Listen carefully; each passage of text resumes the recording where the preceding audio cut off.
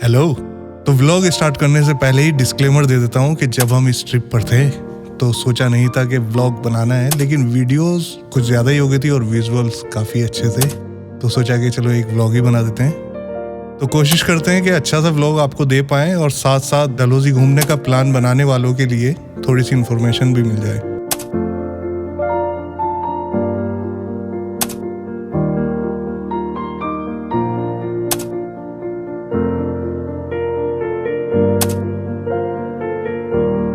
तो अपना सफ़र शुरू होता है धामपुर से। एक अरसा हो गया था ट्रेन का सफ़र किए हुए। ग्रुप के काफ़ी दोस्तों की ख्वाहिश थी कि ट्रेन से सफ़र किया जाए। मैंने भी ये ट्रिप उसी को ध्यान में रखते हुए प्लान किया था।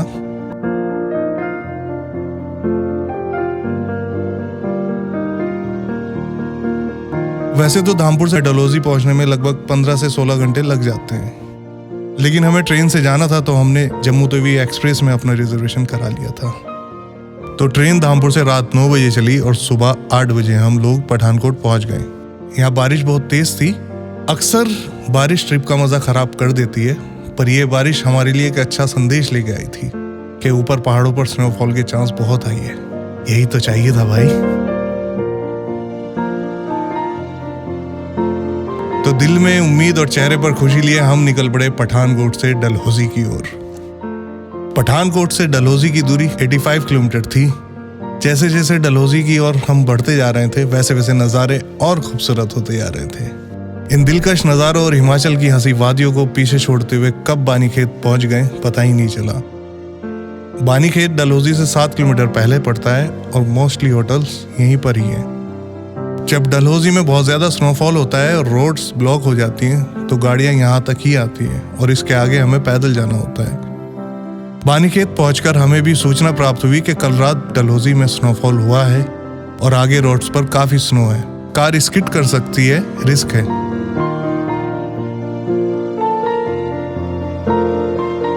ऊपर वाले का नाम लेकर आगे बढ़ती हैं। रोड पर स्नो काफ़ी थी इसलिए कार काफ़ी स्लो चलानी पड़ रही थी, पर थोड़ा अफसोस था कि काश थोड़ा पहले आ जाते तो लाइव स्नो मिल जाती। खैर किस्मत। तो जैसे तैसे हम थोड़ा सा अफसोस और ढेर सारी उम्मीद लिए पहुंच गए अपनी पहली मंजिल, अपने होटल पर।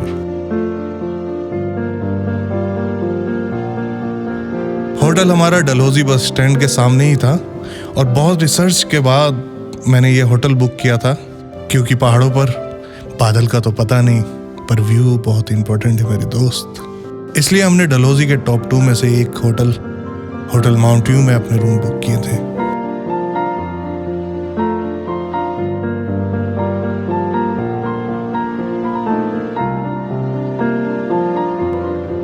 अब यहाँ जैसे ही हम होटल में चेक इन करने के लिए अपने कार से उतरे, वैसे ही किस्मत और ऊपर वाला दोनों हम पर मेहरबान हो गए।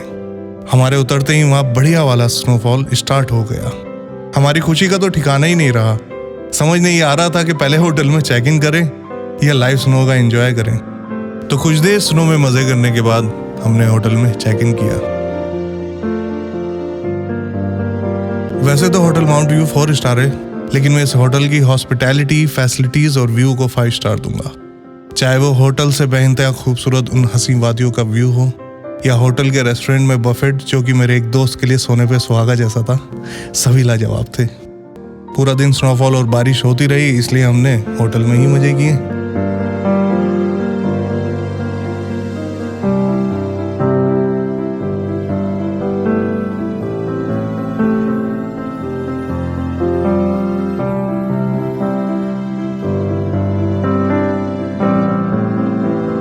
शाम को भीगते भीगते थोड़ी लोकल साइटसीइंग की, फिर वापस होटल में आकर डिनर किया और सो गए।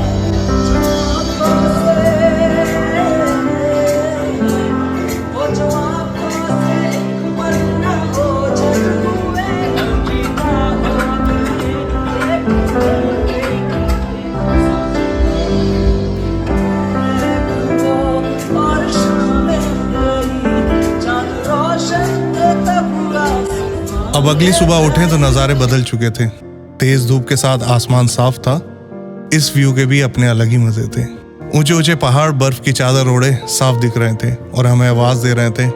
हमें भी उनसे मिलने की तलब थी, इसलिए जल्दी जल्दी रेडी होकर ब्रेकफास्ट किया और निकल गए अपनी दूसरी मंजिल मिनी स्विट्जरलैंड खजियार की ओर।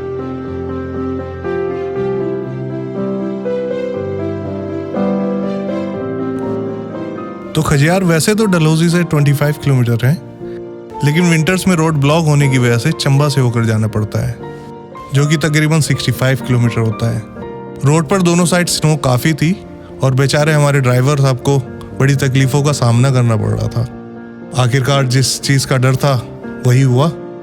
खजियार से ठीक 5 किलोमीटर पहले ड्राइवर साहब ने अपने हाथ खड़े कर दिए कि अब आगे नहीं जा पाऊंगा। ये सपना था अपना, ऐसे कैसे भाई, यही तो मेन है, वापस नहीं जाना अब। ऐसे कई सवाल मेरी जुबान पर थे, पर इससे ज़्यादा अंदर चल रहे थे। कुछ साथी भी थे जो हार मान चुके थे। इस सब के बीच मैंने आँख बंद की और दिल से बस एक ही आवाज़ आई कि बाद में अफसोस नहीं करना भाई। फिर क्या था, बस कार से उतरे और फैसला किया कि 5 किलोमीटर स्नो ट्रैक करके जाएंगे।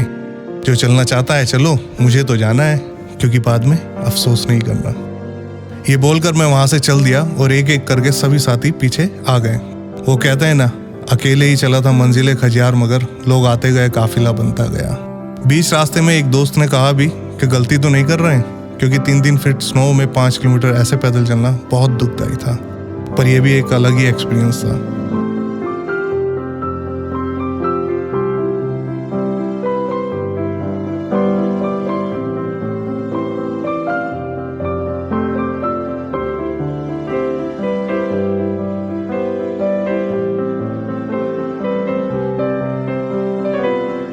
तो कड़ी मशक्कत के बाद हमारी मंजिल अब हमारे सामने थी, और ये जो सामने था, इसने पिछले 1 घंटे की मेहनत और थकान को एक झटके में भुला दिया था। ये नज़ारा अब तक का बेस्ट था।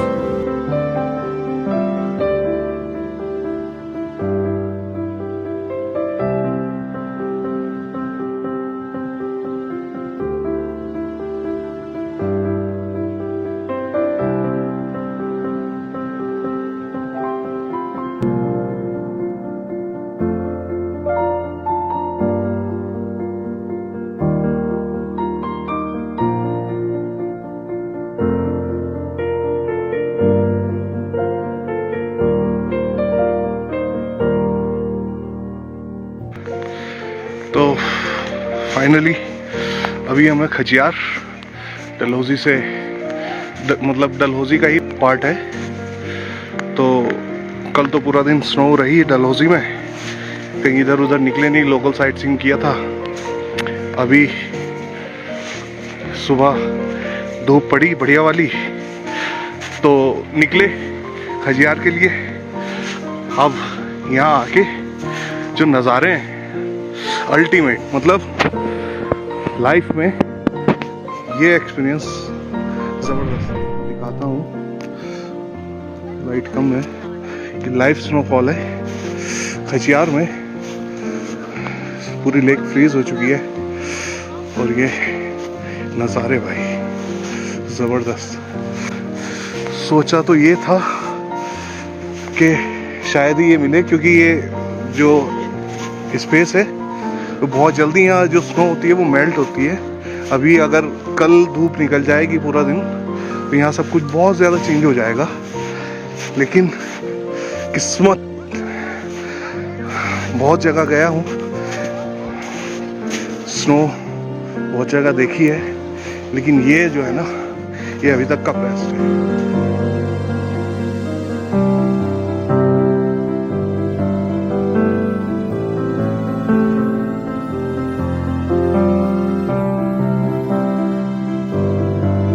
शायद नेक्स्ट गुलमर्ग हो तो वहाँ कुछ और मिले नज़ारे, लेकिन ये जो है ना भाई, ये लाइव स्नो और मतलब सिर्फ नाम ही नहीं है, स्विट्जरलैंड ऑफ इंडिया व्यू भी है। कैमरा भी ऐसा हिल रहा है यहाँ पर सर्दी में। तो मेरे ख्याल से 5 मिनट लगे होंगे पूरा ये मौसम का काया पलट होने में। मैं अपने कैमरे की काया पलट करके दिखाता हूँ, मतलब खतरनाक। अब ये भी कंफर्म नहीं है यहाँ से निकल पाएंगे अभी या नहीं, या यहीं स्टे करना पड़ेगा। फिलहाल तो होटल तो थोड़े बहुत ही इधर हैं, फॉरेस्ट फॉर ही देखनी पड़ेगी। क्योंकि आते हुए भी हम 4 किलोमीटर पैदल ही आए भाई। फट तो गई थी लेकिन यहाँ आके अब फर्क नहीं पड़ा, क्योंकि लाइफ के लिए कुछ तो लेके जा रहे हैं, एक्सपीरियंस बेहतरीन।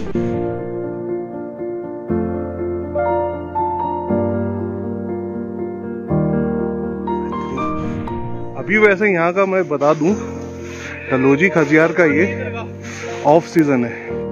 डलहौजी खजियार जो फेमस है, यहाँ पर अप्रैल से जून लास्ट तक जो व्यू होता है वो मतलब अमेजिंग। ये तो है ही, लेकिन वो भी बहुत ज़बरदस्त होता है। तो ऑफ सीज़न है, लेकिन बहुत कम लोग यहाँ, पता नहीं क्यों, मुझे तो मालूम नहीं है, इतना बढ़िया व्यू छोड़कर लोग इधर उधर चले जा रहे हैं। चलो हम तो आ ही गए, देखते हैं बाकी कल किधर जाएं। अभी चंबा हिस्से करेंगे या यहीं देखेंगे। बाकी जो अपने साथ के बंदे थे पता नहीं किधर किधर पहुंच गए, सब ने अपना कैमरामैन कर दिया। एक चीज़ और है कि टूरिज़्म में भी वक्त के साथ साथ बहुत ज़्यादा अपडेट चल रहा है। पहले हम जाते थे तो होता था कि सर जो फोटोग्राफर होते थे, लोकल फोटोग्राफर, बोलते थे कि सर फोटो फोटो फोटो। अभी क्या है, अभी बोल रहे हैं कि सर रील्स रील्स रील्स। क्या यार, रील तो मैं ही बना लेता हूँ, लेकिन फिर भी यार इनका भी चलना चाहिए थोड़ा बहुत। तो हमारे जितने भी बंदे थे सब अपना एक एक कैमरामैन लेके पड़े हैं। अच्छा, ये जो पूरा एरिया है ना, ये पूरा वाइल्ड लाइफ सेंचुरी है। इधर ये मतलब सब ये चंबा डिस्ट्रिक्ट में आता है, वाइल्ड लाइफ सेंचुरी है। और इधर अच्छे खासे आपको एनिमल्स मिल जाएंगे। तो बेहतर यही होता है कि 5 बजे से पहले यहाँ निकल लो तो बेटा बचे रहोगे, क्योंकि हमें जाना है अभी 3-4 किलोमीटर पैदल, अगर 4x4 नहीं मिल पाया तो। क्योंकि ऑप्शन यहाँ पर लिमिटेड है। जैसे कि होटल यहाँ लिमिटेड दिख रहे हैं, 2 ही हैं। एक वो ऊपर है, शायद ITC का ही होगा वो। तो देखते हैं, फिलहाल चलो मिलते हैं। अभी के लिए बाय। जैसे भी होता है अपडेट करेंगे। अब आ ही गए हैं तो एंजॉय करेंगे, ठीक है, बाय।